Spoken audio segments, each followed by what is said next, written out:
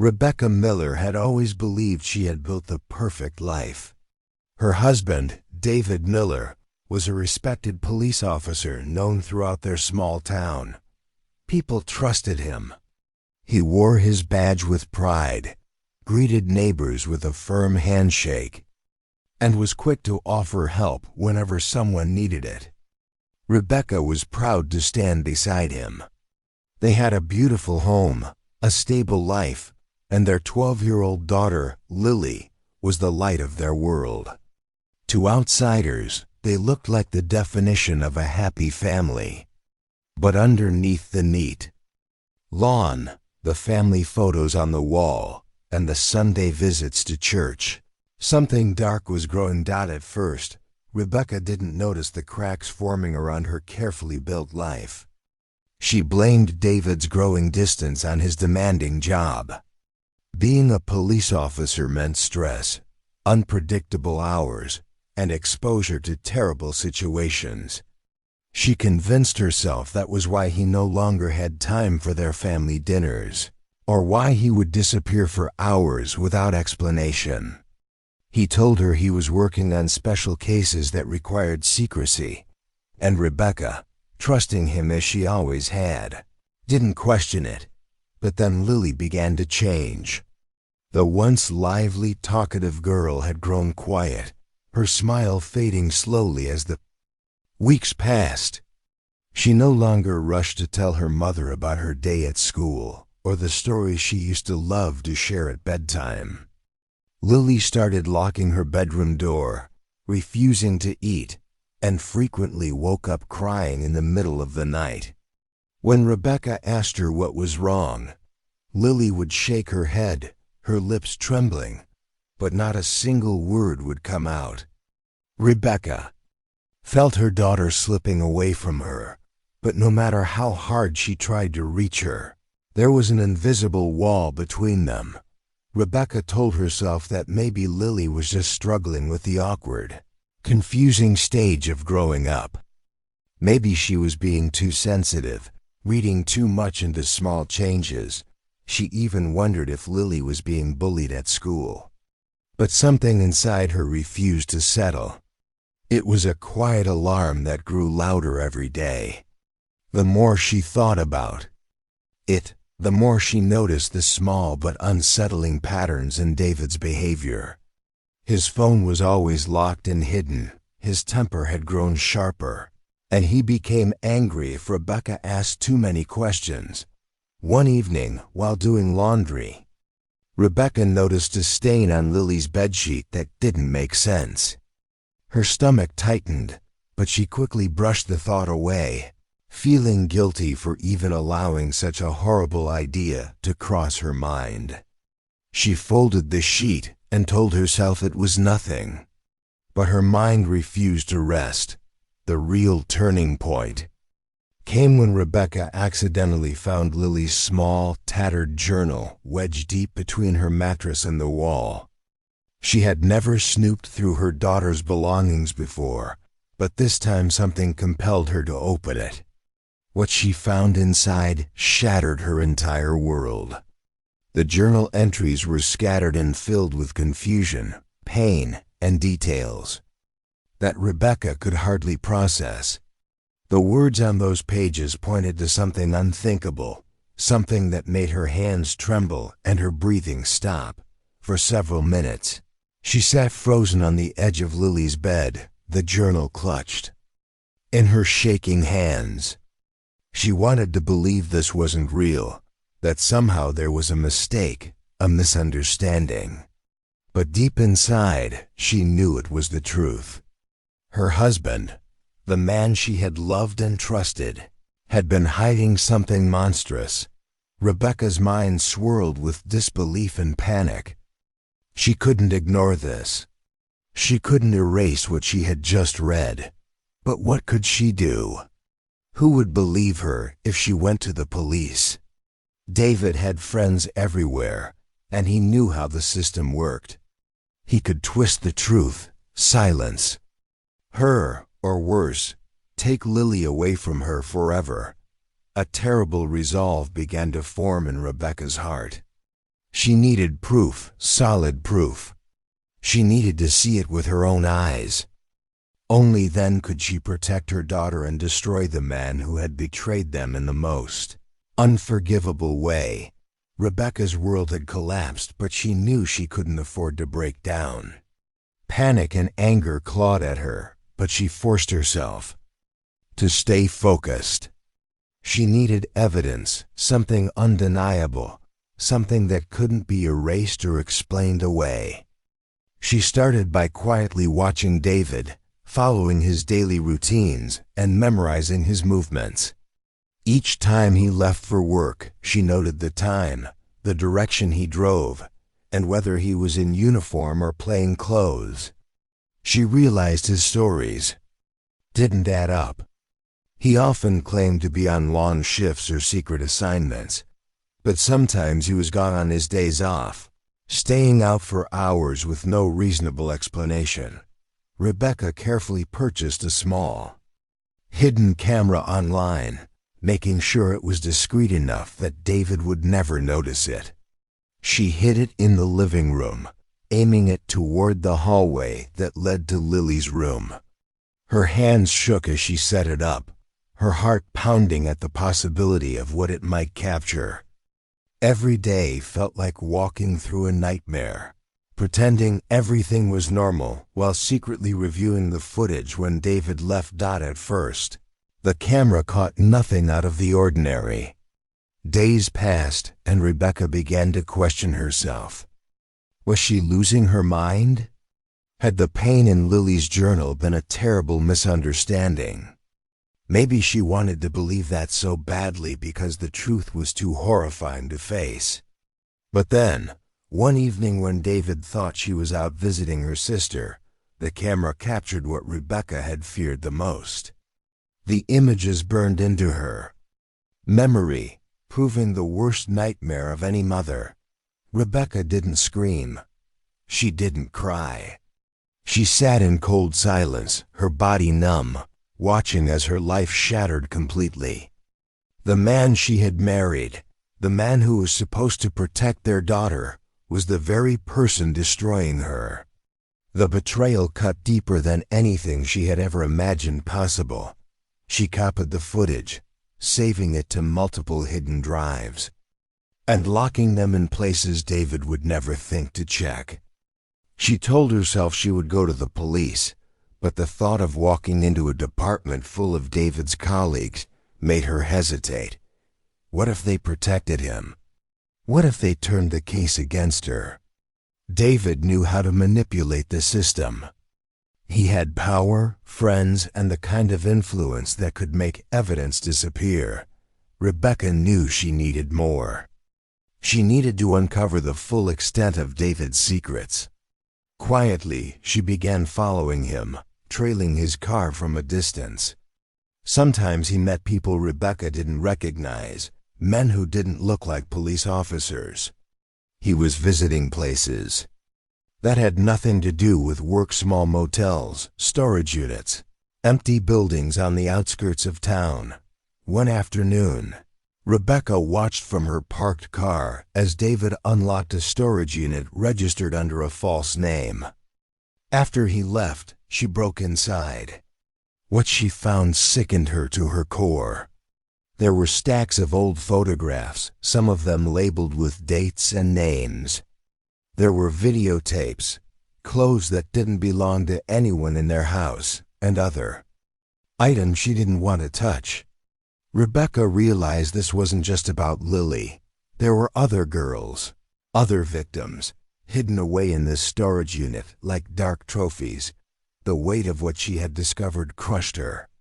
This was bigger than she could have imagined. David was not only abusing their daughter, but he was also part of something far more sinister. Rebecca now carried the terrifying knowledge that her husband was a predator operating under the protection of a badge. She considered going to a lawyer, a journalist, or even disappearing with Lily. But Rebecca knew David would find them. He was trained to track people. He would never let them escape. As the evidence stacked up, so did her desperation. She could no longer rely on the system. She could no longer pretend to be safe. She knew she was standing on the edge of a terrible decision, one that would either save her daughter or destroy them both. Rebecca's days became a silent countdown, each moment filled with growing pressure. She was trapped in a house with a man she now knew was capable of unspeakable evil, yet she had to smile, cook dinner, and act like everything was normal. Her every breath felt heavy, every second stretched into unbearable tension. She could not run. She could not call the police. David had spent years building his image as a trustworthy officer. He would not go down easily. Rebecca feared that if she made a single mistake, he would turn on her without hesitation. The evidence she had collected grew day by day. She documented his secret meetings, photographed license plates, and gathered items from the storage unit. She traced some of the names from the photos and learned that several girls had gone missing in nearby towns over the past 5 years. It was too much to be coincidence. David had carefully built a hidden life that no one had dared to question. Rebecca stopped sleeping. Her thoughts never rested. She played out scenarios in her mind, wondering how she could expose him without endangering herself or Lily. She thought about going to a news station but realized that David's influence could silence stories before they aired. She considered confronting him, but she knew the danger was too high. If he even suspected what she knew, he might kill her to protect his secret. She began to study him like prey, learning his habits, identifying when his guard was down. One day, Rebecca followed him to a deserted property outside town. She parked at a distance, hidden among the trees. Through her binoculars, she watched as he met with 2 men. They exchanged small bags and thick envelopes. It became clear David was involved in something criminal beyond what she had uncovered. She took photos of the exchange, but what frightened her most was the way David carried himself. He wasn't acting like a nervous man hiding dark secrets. He looked calm, in control, as if this was just another part of his life. Rebecca realized that his entire life was a performance. The kind father, the loyal husband, the respected officer. It was all a carefully constructed mask. The man underneath was cold and dangerous. The system that should have protected people like Lily was instead helping predators like David thrive. As her desperation deepened, Rebecca's fear began to transform into something else, a cold, focused determination. She knew the justice system wouldn't save her daughter. The risk of David turning the tables was too great. Her only thought now was about survival and protection. She began quietly rehearsing what she would do if the worst happened. She memorized the location of David's service weapon and planned her steps carefully. Then, one evening, everything spiraled out of her control. Rebecca returned home earlier than expected. The house was eerily quiet. She moved quickly through the rooms until she saw the door to Lily's room slightly open. Her heart slammed against her ribs as she pushed it wider. The scene in front of her froze her blood. She caught David in the act, the horrifying truth now unfolding right in front of her. Not just on camera or in writing, this time. It was real, undeniable, inescapable. There was no time to think. Her body acted on pure instinct. She turned, racing to the bedroom where David kept his gun. She flung open the drawer and gripped the cold metal in her shaking hands.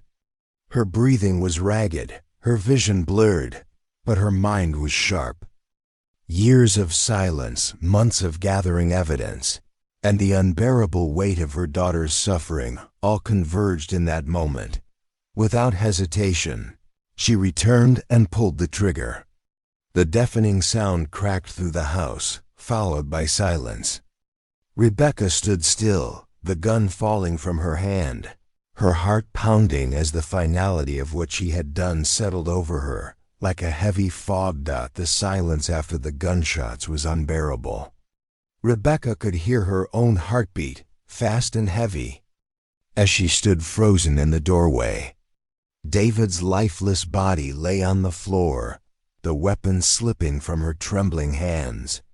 Her chest tightened with a mix of shock, terror, and strange relief. Years of confusion, guilt, and fear had led to this moment. She had stopped him. She had finally stopped him. But now the weight of what she had done pressed down on her, suffocating and immediate. Rebecca turned to Lily, who remained frozen on the bed, unable to process what had just happened. Rebecca rushed to her, pulling her into her arms, trying to steady her own breathing while holding her daughter tightly. She whispered over and over that it was going to be okay, though neither of them truly believed it. Rebecca's hands trembled. As she reached for her phone and dialed 911, her voice cracked as she confessed everything to the operator, her words spilling out in broken sentences. There was no plan to escape, no attempt to hide. She had done what she had to do. The police arrived within minutes, sirens blaring down the street, flashing lights painting the walls of their home. Neighbors gathered outside, whispering and watching. As officers stormed in, Rebecca raised her hands immediately, offering no resistance. She was handcuffed and placed in the back of a squad car, while Lily was taken away by Child Protective Services. Rebecca begged them to be gentle with her daughter, but no one responded. The officers were cold, detached, treating her like a criminal. From the first second at the station, Rebecca was questioned for hours. She told them everything about Lily's journal, the hidden camera footage, the storage unit, the secret meetings. She described how David had led a double life, how the evidence was all there, waiting to be found. But not everyone believed her. Some of the officers had worked with David for years and refused to accept that one of their own could commit such crimes. Others were quiet, avoiding eye contact, perhaps already aware of things they had chosen to ignore. Investigators found the hidden cameras and the storage unit with all its dark contents. They gathered Rebecca's photos, her copies of the footage, and the journal. But despite the evidence, questions lingered. Some detectives wondered if Rebecca had fabricated it all. Others speculated that her story conveniently excused a crime. Of rage, the case divided the police department and the entire community. Some people saw Rebecca as a mother protecting her child in the most desperate way. Others saw her as a murderer who had taken justice into her own hands. News of the shooting spread quickly. Media vans parked outside her house, reporters shouting. Questions through the chain-link fence. Stories appeared on television and across social media, each twisting the narrative in different ways. Some called Rebecca a hero. Others painted her as unstable and dangerous. The public argument grew louder as her trial approached. Lily was placed in protective custody, moving between foster homes while the legal battle unfolded. The court process was agonizingly slow, forcing Rebecca to relive every moment as her defense team prepared her case. Prosecutors argued that she could have called the police instead of pulling the trigger. They suggested that her evidence was incomplete or conveniently gathered to support her side of the story. The defense presented everything Rebecca had risked her life to collect, but it often felt like she was fighting an entire system designed to protect people like David. Rebecca sat in her jail cell each night wondering whether she had saved her daughter or destroyed both of their lives. She had acted in the only way she believed would truly end the nightmare.